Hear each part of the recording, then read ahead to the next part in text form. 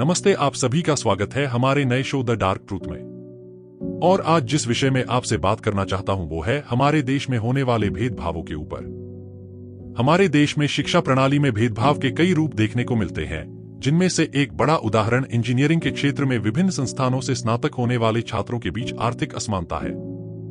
यह भेदभाव आईआईटी जैसे प्रतिष्ठित संस्थानों और निजी इंजीनियरिंग कॉलेजों से स्नातक छात्रों के पैकेज में अंतर के रूप में सामने आता है। आईआईटी और निजी इंजीनियरिंग कॉलेजों के बीच भेदभाव। एक संस्थान की प्रतिष्ठा।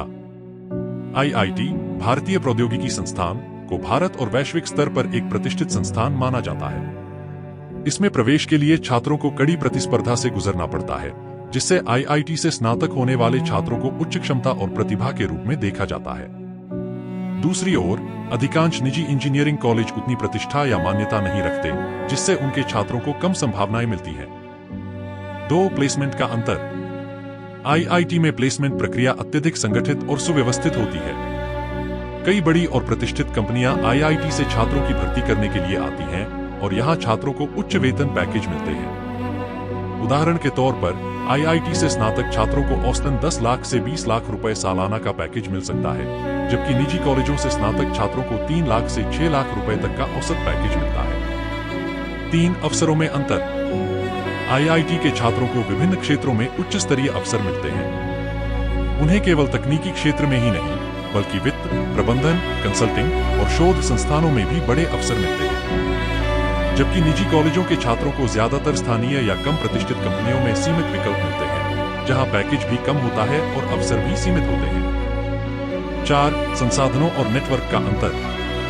आईआईटी जैसे संस्थानों में छात्रों को बेहतरीन प्रोफेसर, रिसर्च सुविधाएं, अत्याधुनिक लैब्स और वैश्विक नेटवर्क मिलता है। इसके विपरीत, अधिकतर निजी कॉलेजों में इन सुविधाओं की कमी होती है। इन संसाधनों का अभाव छात्रों के विकास और उनकी क्षमता को सीमित कर देता है, जिससे वे अपने करियर की शुरुआत में ही पीछे रह जाते हैं।